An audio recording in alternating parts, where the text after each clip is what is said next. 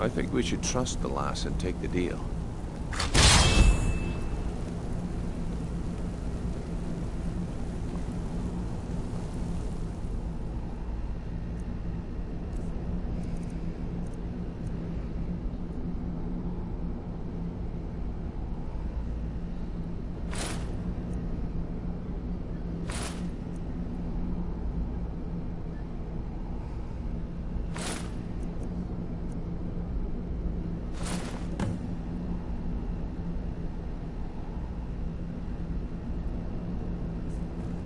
What now? Anything good?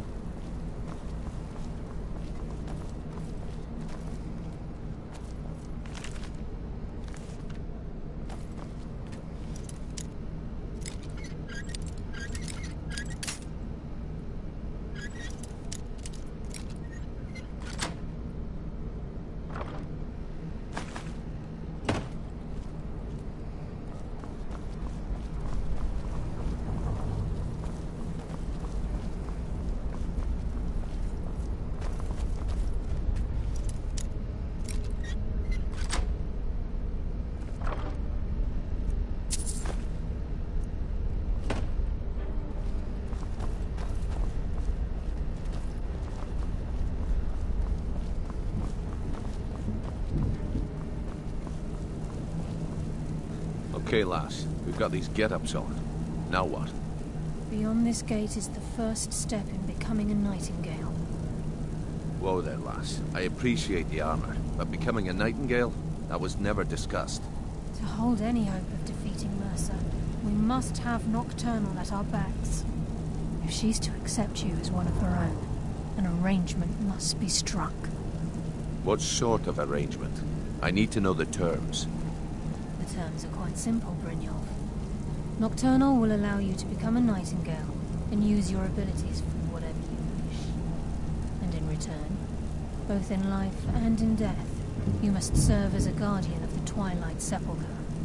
Aye, there's always a catch. But at this point, I suppose there isn't much to lose. If it means the end of Mercer Frey, you can count me in. What about you? Are you ready to transact the oath with Nocturnal? Good. After I open the gate, please stand on the western circle.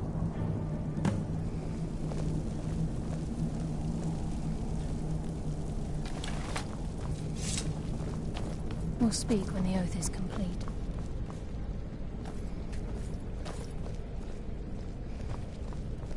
This is enough to make your head spin, eh?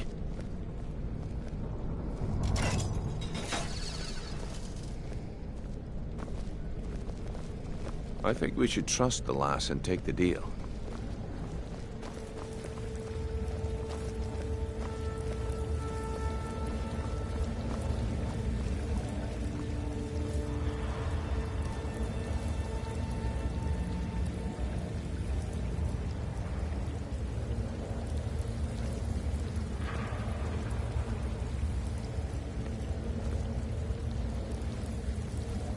I call upon you, Lady Nocturnal, Queen of Murk and Empress of Shadow. Hear my voice. Ah, Carlia. I was wondering when I'd hear from you again. Lose something, did we? My lady, I've come before you to throw myself upon your mercy and to accept responsibility for my failure.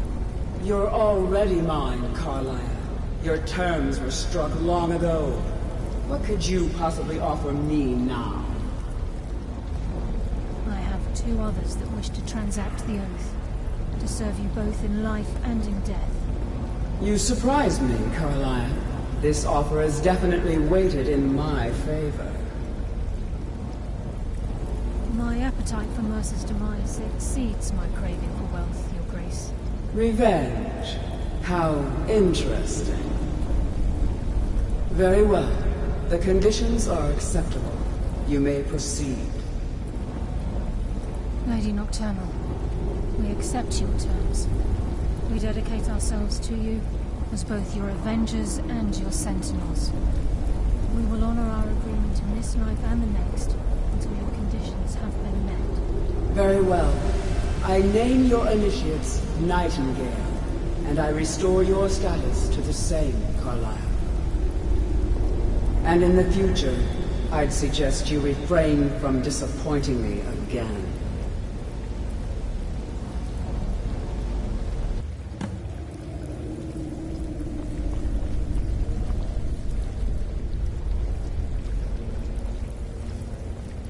I suggest you talk to Carlisle Now first. that you've transacted the oath, it's time to reveal the final piece of the puzzle to you.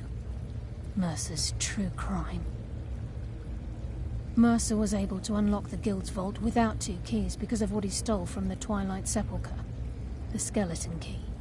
By doing this, he's compromised our ties to Nocturnal and, in essence, caused our luck to run dry.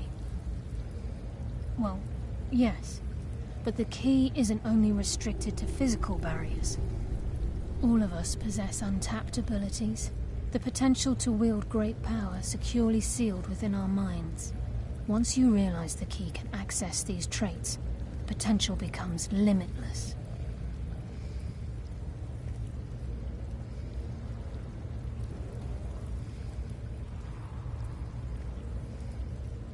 I'm afraid that's impossible. If the key isn't returned to its lock in the Twilight Sepulchre, things will never be the same for the Guild. As time passed, our luck would diminish to the point of non-existence, and whether you know it or not, our uncanny luck defines our trade. Very true. In our line of work, it's quite rare we set out to return a stolen item to its rightful owner. Before we depart, Brynjolf has some business to discuss. I suggest you listen to him. Listen, lad. There's one last piece of business we need to settle before we go after Mercer. The leadership of the Guild.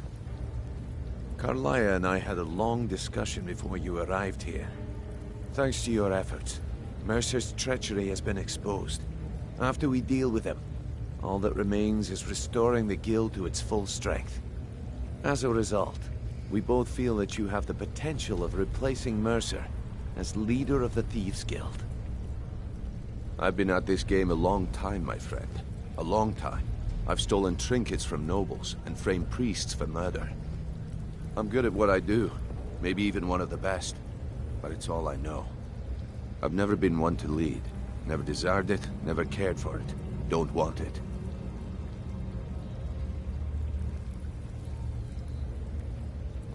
Ha! Spoken like the leader of the Thieves' Guild. Just don't lose yourself in the role. We have a bit of an errand to run before your coronation. Then it's decided. When this is all over and Delvin's contacts assure me that we've regained our footing in Skyrim, we'll handle the details. Until then, we have quite the task ahead. I've been poring over the plans you brought us, and I'm convinced the eyes of the Falmer are in the Dwarven ruins at Erkenthand. Carlisle and I will meet you there. Prepare yourself, lad. This will be a fight to remember. Aye. And some of what Carlisle said is starting to make sense. Mercer may have damaged our reputation and raided our coffers, but this goes well beyond even his twisted form of larceny.